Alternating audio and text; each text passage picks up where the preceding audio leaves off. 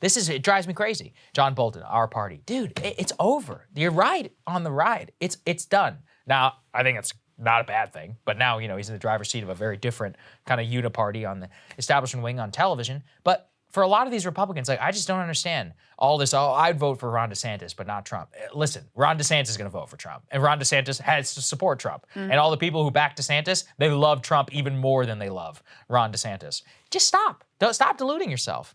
They really think they can pick and choose, just because of their hatred of the left or whatever. I'm like, that doesn't mean that you should.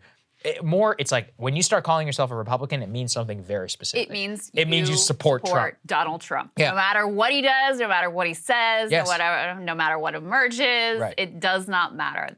That is the dividing line. I mean, and you see it on the Democratic side as well. They've made themselves in the anti-Trump image, and that becomes the crucial dividing line there. That's why you see people like Liz Cheney and potentially John Bolton having high approval ratings with the Democratic base, but this is the thing that I absolutely hate about this era, because you and I both care a lot about policy. We love digging into the details. It was so fun when we had a week when we could look at the CHIPS Act and debate its provisions and look at the Inflation Reduction Act and think about what it would do and what it means and what else could have been on the table.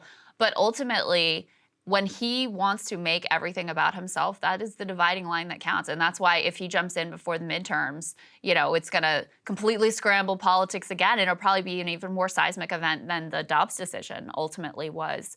And I don't know the way out of it, especially as long as we have this two-party system, which is going to be the case so long as we have first past the post, plurality voting.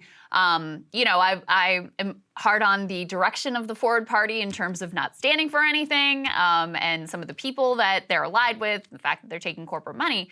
But ranked choice voting, if that was just the focus of getting ranked choice voting, that is the sort of reform that could open things up so that you have other choices, and we could break this terrible, lesser evil voting situation where, everything ultimately is defined by Donald Trump. Guess what? I don't disagree. I support ranked choice voting, and it won't happen until Trump is gone. So it's as long as he's here, it's just not going to happen. And people just need to deal with that. And look, I think we do a decent job here. We do both. Most people are completely incapable, but people really want, and I get it, but they really want to believe. They're like, no, there's more to it. There's not. There's just not. And once you realize that, it's okay. You can still live your life. It actually will have less of a bearing on your day-to-day existence. But there's just a lot of people out there who are coping. Mike Pence, Mike Pompeo, Cheney, even frankly, Ron DeSantis. Yeah. The guy thinking he doesn't need Trump's endorsement. I'm like, yeah, let's see how that works out for you on a national level. Just look, you guys, to be a Republican in national office today is a choice. And if you're willing to make that choice, just be honest about it. That's why I always respect Matt Gaetz and Marjorie Taylor Greene much more than many of the others. They're willing to just be like, yeah, I believe anything Trump says. Just completely shamelessly. Yeah, honestly, it's better than, oh, well, I support his policies. This is with Tim Scott. He's like, well, I want the policies to come back. I'm just like, dude, either do it or don't. Because who are you fooling yourself? Yeah, you always had a great line about Josh Hawley when he was trying to do highbrow Stop the Steal. Right. It's like, just go all in. If you're on board with Stop the Steal, just say you got to be ready for dead dictators and bamboo ballots and whatever, the Italian satellite conspiracy, whatever. That's what they mean. Yeah. They don't mean the media was biased against us or whatever intellectual spin you're trying to. That's not what they mean. They mean all the way in. And if you're not there, then, do something else. Then you just look like an idiot on both ways. Whatever. Cable news is ripping us apart, dividing the country, making it impossible to function as a society, and making it impossible to know just what is true and what is false.